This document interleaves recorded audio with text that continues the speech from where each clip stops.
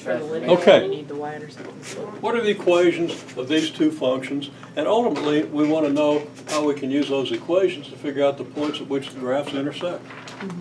Okay? Now we're going to, this is clearly linear. We're going to assume this is quadratic. It looks a little more like a hyperbola. I didn't do a real good job. But we're going to treat it as if it's really a quadratic function. Okay? So let's start with the linear function. Okay, I asked how we're going to find the equation. And the response I got was fundamental triangles. Okay? So that's what we're going to do. First of all, we can do a fundamental triangle. Well, Pick a point. I could use the two intercepts, Yeah, do that. but it's a little hard to accurately estimate this intercept.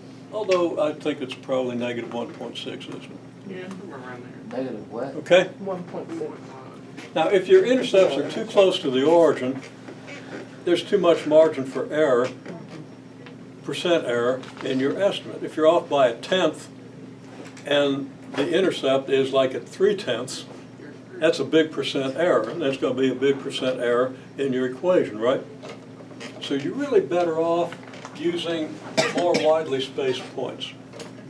So I'm going to actually space the points a little wider. I'm going to use this point and a point that doesn't interfere with anything over here. I didn't pick McLaren. This point, I'm going to estimate that this point is negative 3.3, negative 2, and this point is 4,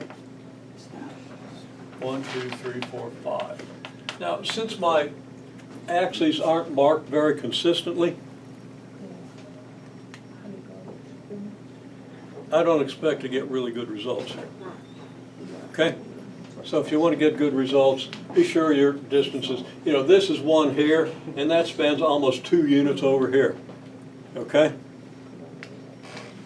And I'm doing that not because I couldn't do better. I couldn't do a lot better, but I could do a little better if I tried. Okay? But because I want you to see what happens if you don't. Okay? It distorts your picture. Anyhow. Okay, so now I can do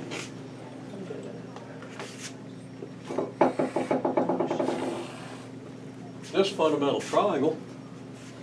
And I see my rise is from negative 2 to 5. I'm not going to write out the details. You know how to do that. That's 7. And my run is from negative 3.3 to 4, so that's 7.7. So the slope is rise divided by run, and that's about 0.91. Okay? So again, I'm not going through the details of the fundamental triangle. We all know how to do that. Okay, another thing is the y-intercept is pretty clearly 1, isn't it? Clearly. Okay? So I've got the slope and the y-intercept, so I can immediately write down the equation, right? So my equation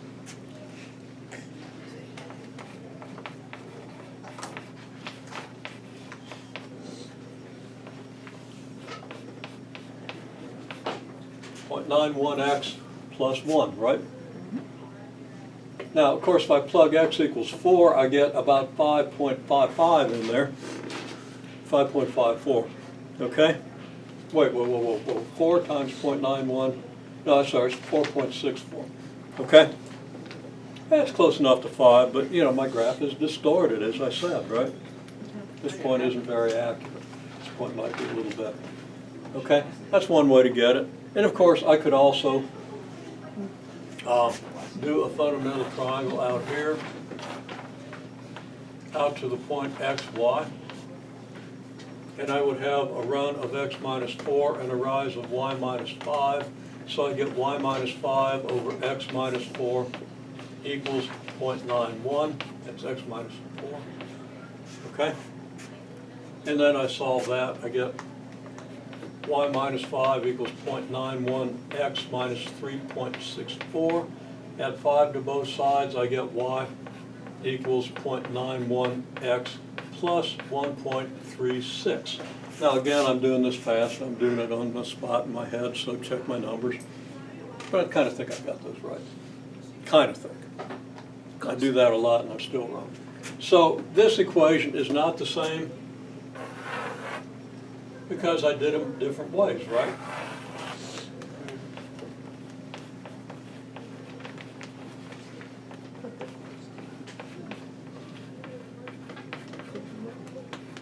They're not the same, but they're sort of close.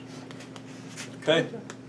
Meaning I probably don't have it right either way, but I'm not far off with either one either. Okay? So, I'm not going to want to, predict anything that requires a lot of precision based on these estimates, right? Okay?